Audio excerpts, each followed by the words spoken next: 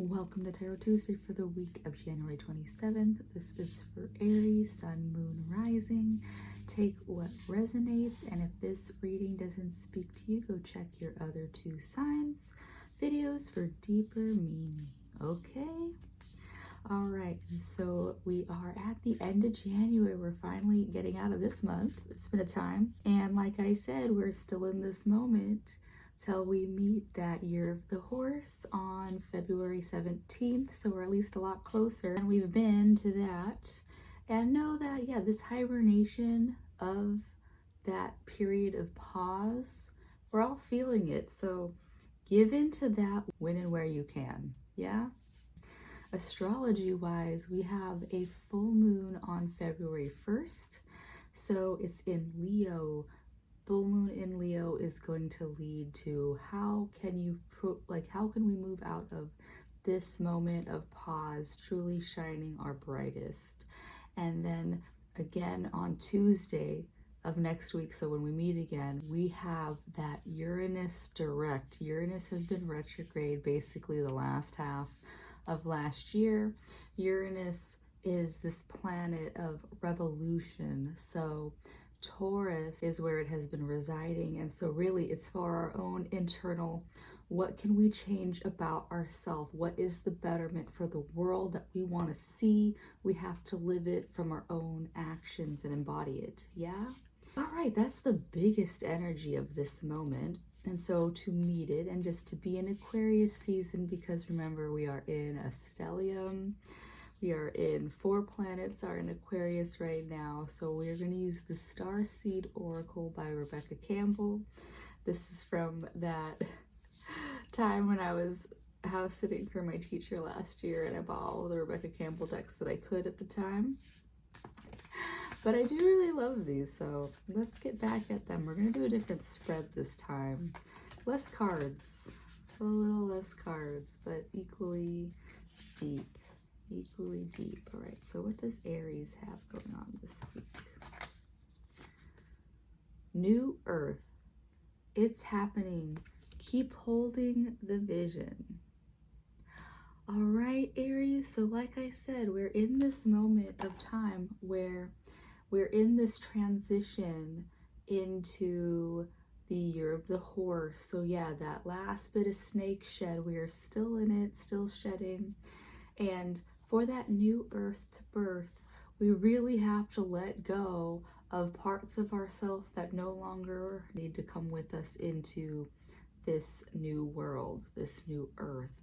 And so it's things like I've talked about. The lighter ones are when you're afraid of the dark, get rid of the night light. And on the deeper meanings, it could be, do you need that nightcap at the end of the day? At the end of the day, it's what little habits that you have right now that aren't really working out for you. So, yeah, whatever those are, Aries, I don't know what they are for you, but you're going to have to figure them out so that you can meet this new world as a new you. Our old versions cannot meet that new world because we aren't going to be at our best there. Yeah? Okay. But the grounding, what do you need to ground into this new world, new you? Activated earth. Power places, ley lines, trust where you're led. So Aries, you as a fire sign too, being grounded isn't a naturalness for you. And even though, yes, we have all the elements within us, but for you, really anchoring to places that are power spots. And so power spots, you can see this circle here. Power spots don't necessarily mean like, hey, you need to go to Stonehenge, you need to go to the Red Rocks, things like that.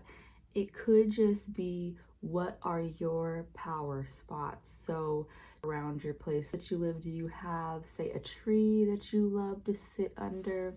Do you, like for me, I like to go to the beach whenever I can to get that salt purifying air and that sunset, that sunlight. Like it's calmer when it's lower on the horizon like that. So Aries, for you, I don't know what that place is going to be, but you need to find a space where you can feel grounded, because that's going to help you activate that new body that is going to meet the new world. So we all are constantly shifting and changing over time.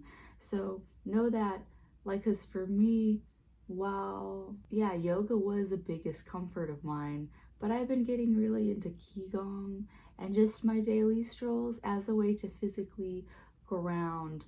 Like, for people who think that they need to meditate more, yes, if it works for you to sit for those hours a day to do it, do that. But for me, it's a lot more productive to move my body. And while it used to be, yeah, say running, it's a lot more gentle these days. Yeah, so Aries, I don't know what that looks like for you. But on that note, I'm gonna pull another card from another deck. I haven't used this in a while. It's the StarSeed Oracle. And basically this woman is a yogi, so a lot of the cards pull images from nature, but they speak about yogic practices. Yeah, so let's see, what does Aries have going on?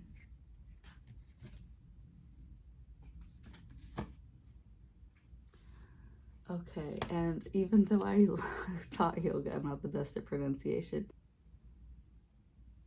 Ustrasana. Yeah, so camel pose. Camel pose. So camel pose also is a back bend.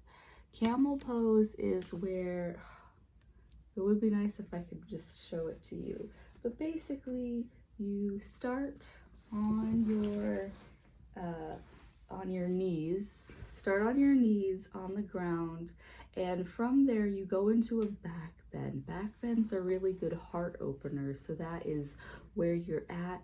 And then back bends are also a good way to release the past. So I don't think I can physically show you the whole pose, but basically, Aries, if you even just start here, so if the full pose isn't available to you, you can just start, yeah, on your knees, if that works, putting your hands on your lower back, rolling your shoulders back, tucking your tailbone, and then just tipping back. And if you can reach your hands down for your feet, and then just open your chest. Yeah, so that's the way that you can get into the full pose. But even if it's not, even if it's just hands on the back, opening up that chest, pulling your shoulders to try to meet each other on the back, chest openers, it's going to release anything that you've been holding on to emotionally in your chest. But also, like I said, back bends are good for having more flexibility when it comes to releasing past pains, past regrets, things like that. So Aries, finding more flexibility in that release, because when you find those release, then you can be able to meet yourself in that new world of your first card. All right, that's what I have for you, Aries. Have a nice week of opening yourself to new places in that release, and I'll see you next week. Bye.